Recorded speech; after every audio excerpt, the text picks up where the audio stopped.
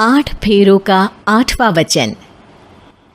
स्वाति ने इसी साल शहर के कॉलेज से पढ़ाई पूरी की है और अब उसके लिए जगह जगह से रिश्ते आने लगे हैं।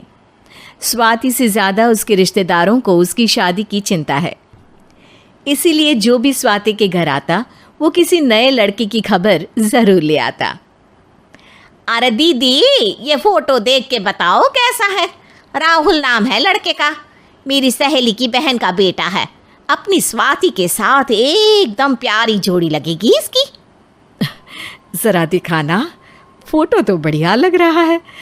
कोई गलत आदत वादत तो नहीं है ना इसे? और कमाता कितना है? अरे कोई गलत आदत नहीं है दीदी, आप कहो तो एक मीटिंग करवा देती हूँ, फिर सब कुछ फाइनल कर लेना।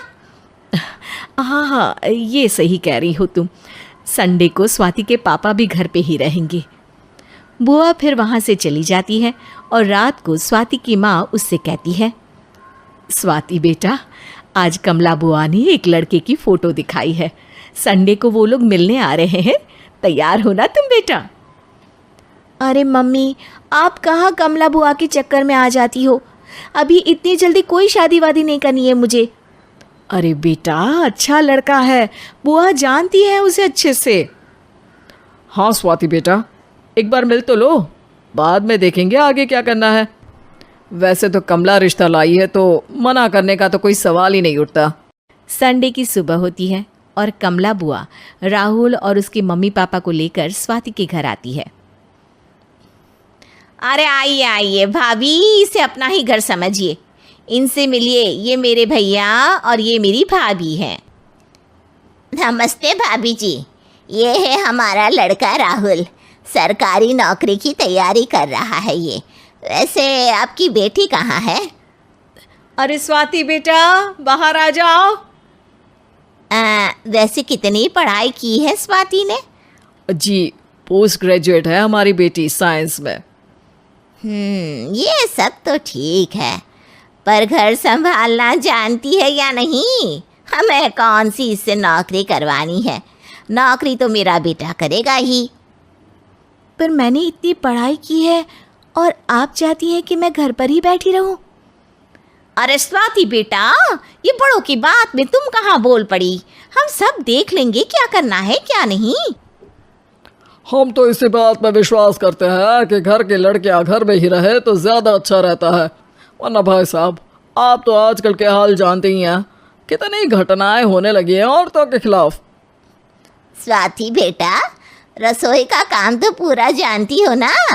शादी के बाद तुम्हें ही संभालना है वो सब।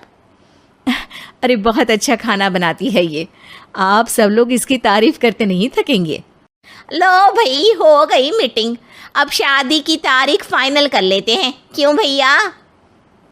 भाई, हम तो पंडित जी से चर्चा करने के बाद ही तारीख फाइनल करेंगे। सालों से हम उनकी बातें मानते हुए आ रहे हैं। लड़के वाले और कमला बुआ की बातें सुनकर स्वाति एकदम नाराज़ हो जाती है और उसे लगने लगता है कि शादी के बाद उसे घर पर ही बैठना पड़ेगा।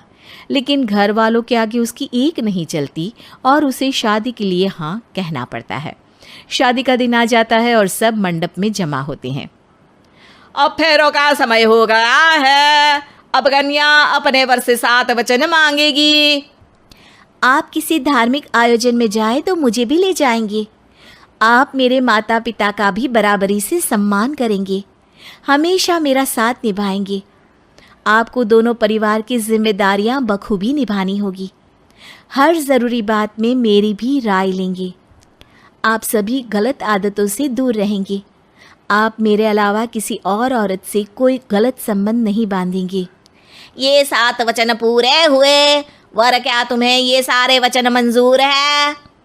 जी हाँ पंडित जी, मैं सारे वचन अच्छी तरीके से निभाऊंगा। अरे वाह वाह, बढ़िया तरीके से सब काम संपन्न हो गया।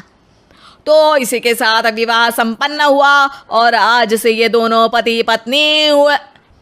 1 मिनट पंडित जी, अभी एक वचन लेना बाकी है। अब कौन सा वचन है बेटा?